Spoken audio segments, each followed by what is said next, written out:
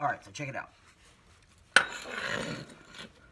How you remove the top cap from your stock springs. This is on a 99 Miata, but I assume it would work on anything. You have to do the same process too. But how to remove your stock top caps from your stock springs without having a really, really bad day. Okay, 5-gallon bucket. Put you a hole in it, big enough for an extension to fit through. Impact gun extension, 17 mil socket for the nut. Thread it in. Put the socket on the end. Oh, not like that.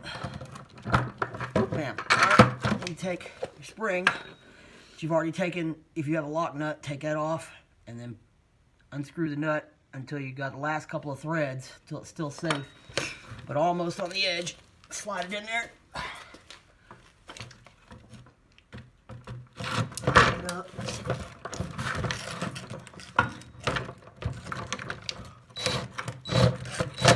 Good. Now, mine dries. Step on it if you can, just try to secure it, and then buzz that sucker home. And hold on for dear life. Bam.